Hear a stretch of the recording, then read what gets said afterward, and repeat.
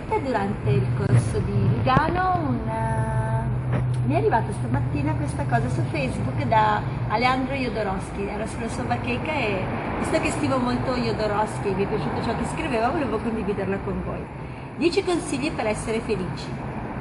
Quando hai dubbio tra fare e non fare, scegli sempre fare. Se ti sbagli avrai almeno l'esperienza. Già questo è una cosa che mi ha colpito molto, perché tante persone hanno paura di agire, hanno paura, chissà se poi lo faccio, chissà cosa succede, chissà. No, almeno l'esperienza, se sbagli è bello. Meglio rimorso o rimpianto? A te la risposta. Ascolta di più la tua intuizione che la tua ragione. Le parole forgiano la realtà, ma non lo sono. Bello anche questo, perché quante volte hai seguito la ragione, non hai seguito quell'istinto e nel tempo ti sei reso conto che hai sbagliato, che hai fatto un errore, che forse se avessi seguito quello che l'anima ti diceva, quello che l'istinto, la sensitività ti trasmetteva, avresti fatto bingo. Realizza un sogno infantile, questa mi è piaciuta. Per esempio, se volevi giocare, ti hanno fatto adulto, ti hanno fatto diventare adulto prima del tempo, gioca, se vinci continua a giocare, se continui a vincere continua, non si tratta di vincere ma di giocare così, tanto per giocare. Ad esempio, scusa perché la traduzione è dallo spagnolo, quindi è un po' così, cosa significa? Quante volte abbiamo un sogno, non so, da piccoli, da grande farò il calciatore, da grande farò, c'era Grisù, no? Il pompiere. Quante volte accade che i sogni vengono messi nel cassetto, poi più si cresce più si perde il cassetto, anche il sogno. E quindi cos'è che sognavi da bimbo? Cos'è che potresti fare che non hai ancora fatto perché ormai sei adulto? Fallo. 4. Non c'è sollievo più grande che cominciare ad essere quello che si è. Sin dall'infanzia, purtroppo, ci focalizziamo ai desideri altrui. Non siamo al mondo per realizzare i sogni dei nostri genitori, ma i nostri. Se sei un cantante e non un avvocato come tuo padre, abbandona la carriera di legge e registra il tuo disco.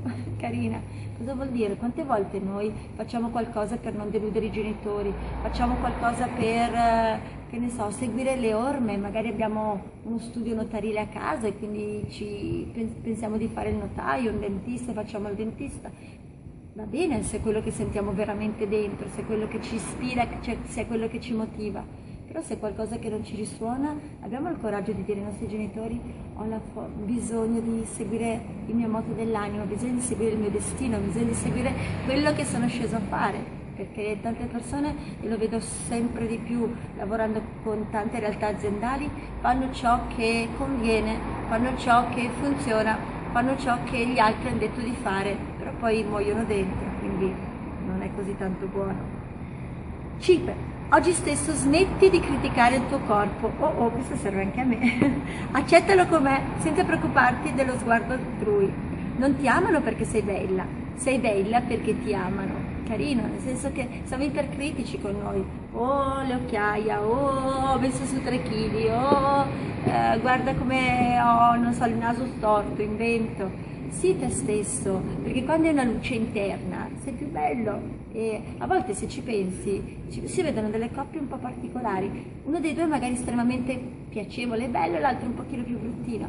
Non è la bellezza, è la luce che una persona emana che ti fa essere bello o brutto. La bellezza poi è una conseguenza, la bellezza certo c'è, però va a sfiorire a volte. Se tu punti tutto sull'estetica, sul fisico, per carità, però sì e senza. 6. Una volta alla settimana insegna gratuitamente agli altri quel poco o molto che sai. Quello che gli dai è importante, quello che non gli dai te lo togli. In realtà lui diceva: quello che gli dai te lo fai, magari la traduzione allo spagnolo è un po', quello che non gli dai te lo togli. È quello che dico sempre: siate nell'abbondanza, miseria. Sento persone che: no, tu non puoi far questo perché questa cosa l'ho inventata io, no, questa cosa non è giusto che io te la trasmetta perché sennò diventi bravo più di me o quanto me. Io veramente sono nell'abbondanza totale, tutto ciò che so, se posso lo trasmetto, più do, più ho le mani aperte, più l'universo poi è intelligente sempre. Dai con il gusto di dare, ricorda: quello che non dai te lo togli. È bella questa frase, viviamo nell'abbondanza. 7. Cerca tutti i giorni sul giornale una notizia positiva. È difficile trovarla, ma nel bel mezzo degli eventi nefasti, sempre, in modo quasi impercettibile, ce n'è una.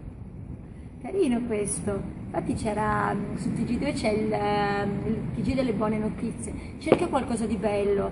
L'altro giorno ero al mare con mio padre, c'era a pranzo il telegiornale acceso, tutte notizie negative. Ho detto papà ti prego, non riesco a mangiare qui se non mi spegni la tele, non ce la faccio proprio. E quindi l'ha spenta, perché veramente sentire morto di qua, attentato di là, no, nutriti di cose belle, nutriti di notizie positive. Questo non significa essere fuori dal mondo, significa essere congruente e essere comunque a un certo tipo di livello vibrazionale, perché se ti nutri di cose negative la tua vibrazione cade. 8. Se i tuoi genitori non ti hanno dato quello che dovevano darti e ti hanno fatto soffrire, aspetta perché è una traduzione un po' maccheronica. Confrontati tranquillamente con loro, sviluppando 4 aspetti. Questo è quello che mi hanno fatto, questo è quello che ho provato io, questo è quello che a causa loro ora soffro, e questa è la riparazione che chiedo. Il perdono senza riparazione non serve, ti ripeto. Quindi a volte i genitori fanno il loro meglio, perché anche loro non sono stati, tra virgolette, addestrati, in tutto termine, non sono stati educati ad essere genitori e sono esseri umani nella loro perfetta imperfezione. E quindi quando c'è qualcosa che senti che ti hanno fatto mancare, magari sono stati troppo rigidi con te, ti hanno criticato troppo, non ti hanno dato quell'amore che tu ti aspettavi, anche perché a volte basta veramente poco quando si è piccoli per far sì che qualcosa non funzioni o ci faccia male o ci ferisca. Fai 4 cose, ricordati, scrivi questo è ciò che ho provato io, scrivi ciò che hai provato tu, questo è quello che ha causato ciò che mi fa soffrire, questa è la riparazione che chiedo e questo è il perdono. Mi mancava la prima. Te li ripeto, scusami. Questo è ciò che mi hai fatto. Quindi il primo step è prendere coscienza di ciò che è stato fatto. Il secondo è questo è ciò che ho provato io. Quindi questa è l'azione, questo è ciò che ho provato. Terzo, questo che è accaduto è ciò che mi fa soffrire. Quarto, questa è la riparazione che chiedo, nel senso che è qualcosa che chiedo come, non so, mamma, sei stata un po' rigida con me, mi dicevi sempre che prima il dovere e poi il piacere, questi sono i fatti. Io ho sofferto per questo, mi sono sentita magari un po' poco all'altezza per questo, quindi soffro per questo motivo. Ti chiedo adesso di riconoscere ciò che ho fatto. Ricordi, in una pillolina ti dicevo che mia mamma mi ha detto alla mia laurea ti manca la lode, l'avrei mangiata. 9.